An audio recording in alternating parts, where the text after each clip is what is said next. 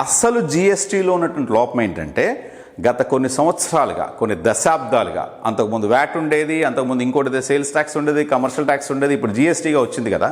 దీనిలో ఉన్నటువంటి మాఫియా భారతదేశంలో ఇంకెక్కడ ఉండదు. ఒక వ్యక్తి ఒక రెస్టారెంట్కి వెళ్ళాడు అనుకుందాం, 1500 రూపాయలు 2000 రూపాయల బిల్ అయింది. క్యాలిక్యులేషన్ పర్పస్ కోసం 2000 అనుకుందాం. 2000 రూపాయల బిల్ అయితే 18% చొప్పున, అంటే 100కి 18 రూపాయలు చొప్పున 2000 రూపాయలకి ఎంత అవుతుంది? 360 రూపాయలు జిఎస్టీ అవుతుంది. ఈ 360 రూపాయల జిఎస్టీ ఎవరైతే హోటల్లో టిఫిన్ చేశాడో, భోజనం చేశాడో, అతను వెంటనే ఆ రెస్టారెంట్ ఓనర్ కట్టేస్తాడు. బిల్తో పాటు కట్టాలి కదా. మరి ఎడ్యుకేషన్ సెస్ అని, ఆ సెస్ అని, ఈ సెస్ అని, రకరకాల సెస్లు ఉంటాయి దాని మీద బిల్లో. ఇవి ఏవి కూడా మనం ఎప్పుడు కూడా విననటువంటి ట్యాక్స్లు అనమాట. సరే, వాట్ ఎవర్ ఇట్ ఈస్, అన్ని ట్యాక్స్లు కలిపి కట్టాం, బిల్లు కట్టాం.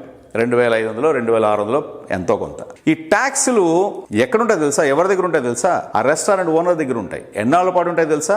మీరు 1వ తారీఖున టిఫిన్ చేస్తే 30వ తారీఖు వరకు అతను దాన్ని అధికారపూర్వకంగా వాడుకోవచ్చు. ఆ డబ్బుని 100కి 18 రూపాయలని అతను ఎవరికి వడ్డీ కట్టకుండా, ఎవరికి లెక్క చెప్పకుండా అధికారపూర్వకంగా ఆ వ్యాపారస్తుడు వాడుకోవచ్చు. ఎక్కడైనా విన్నారా? ఇది ఎవరైనా ఆలోచించారా దీని గురించి? మంత్ ఎండింగ్లో జిఎస్టీ రిటర్న్స్ ఫైల్ చేస్తున్నప్పుడు నాకు తెలిసిన వరకు ప్రతి నెల 12వ తారీఖు నాడో 18వ తారీఖు నాడో రిటర్న్స్ ఫైల్ చేయాలి.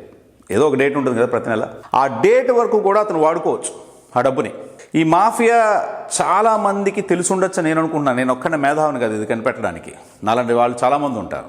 ఏ ఒక్కరూ మాట్లాడరు, ఏ ఒక్కరూ దీని మీద వీడియోలు చేయరు, ఏ ఒక్కరూ దీన్ని ప్రభుత్వం దృష్టికి కానీ కోర్టుల దృష్టికి కానీ తీసుకెళ్లరు. ఎందుకంటే ఇది అనంతమైనటువంటి డబ్బు ఉన్నటువంటి అఫీషియల్, అధికారపూర్వకమైనటువంటిది, చట్టరీత్యా చట్టపరమైనటువంటి మాఫియా.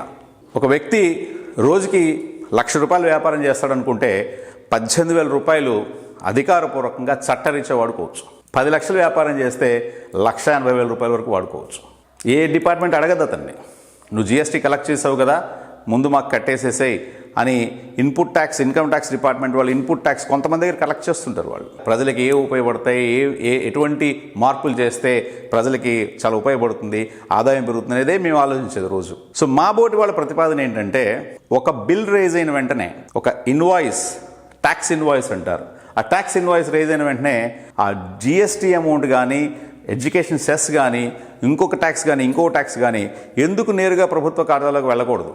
నెల చివరిలో మీరు రిటర్న్స్ ఫైల్ చేస్తారు కదా, మీరు రిటర్న్స్ ఫైల్ చేసినప్పుడు మీ ఇన్పుట్ ట్యాక్స్ తీసుకోండి, ప్రభుత్వం నుంచి వెనక్కి క్లెయిమ్ చేసుకోండి.